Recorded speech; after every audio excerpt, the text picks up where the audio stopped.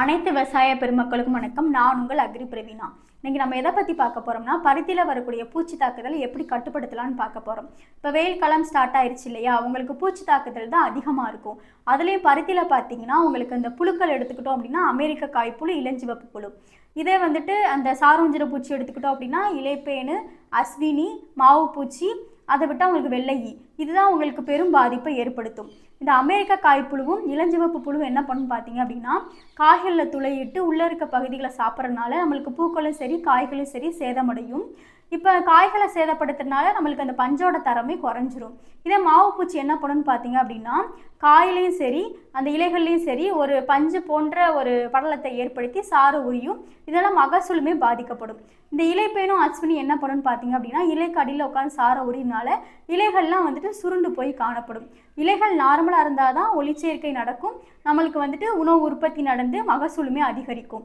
இலைகள் பாதித்தாலே நம்மளுக்கு மகசூலுமே பாதிப்படைஞ்சிரும். அடுத்து பார்த்திங்கன்னா வெள்ளையி. இந்த வெள்ளையி என்ன பண்ணும் அப்படின்னா, இலைக்கு அடியில் உட்காந்து சாரை உரியினால நம்மளுக்கு இலைகள்லாம் வந்துட்டு பாதிப்படையும். அது மட்டும் இல்லாமல் இது தேன் போன்ற திரவத்தை சுடுக்கிறதுனால சூட்டி மோல்டுன்னு சொல்லக்கூடிய ஒரு கரும்பூஞ்சான படலத்தையுமே ஏற்படுத்துது. இத்தனை பூச்சியுமே நம்ம எப்படி ஒரே ப்ராடக்ட் கண்ட்ரோல் பண்ணலான்னு பார்த்தீங்க அப்படின்னா, நம்ம ப்ராடக்டான இன்ஃபினிட்டியை யூஸ் பண்ணுறது மூலயமா கண்ட்ரோல் பண்ணலாம். இதில் வந்துட்டு 5 வகையான நுண்ணீர்கள் இருக்குது பூச்சிக்காக மட்டுமே. Metarhizium anisopliae, Beauveria bassiana, Verticillium lecanii, Verticillium chlamydosporium, Nomuraea ரிலேன்னு சொல்லிட்டு 5 வகை நுண்ணீர்கள் இருக்குது.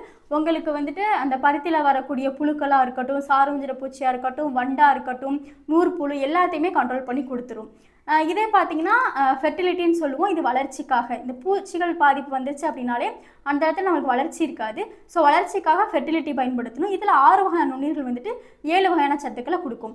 எப்படி பயன்படுத்தணும் பார்த்தீங்க அப்படின்னா, ஏக்கருக்கு ஒரு பாக்கெட்டு தேவையான தண்ணியில் வந்துட்டு ஊற வச்சுட்டு ஃபஸ்ட் டோஸ் ஸ்ப்ரே மூலியமாகவும் அடுத்த 2 டோஸ் வந்துட்டு வேறு சிகிச்சையாகவும் கொடுக்கணும். இந்த மாதிரி 3 டோஸ் கொடுத்துட்டாலே போதும். பருத்தியில் வரக்கூடிய பூச்சி தாக்குதலிருந்து நம்ம பருத்தியை வந்து பாதுகாத்துக்கலாம், அதிக மகசூலையும் பெறலாம். எனவே வந்துட்டு பருத்தி சாகுபடி செய்யும் அனைத்து விவசாயிகளும் இந்த இன்ஃபினிட்டி ஃபெர்டிலிட்டியை பயன்படுத்தி அதிக மகசூலை பெறுமாறு தாழ்மையுடன் கேட்டுக்கொள்கிறேன். நன்றி, வணக்கம். தொடர்புக்கு 8807494699.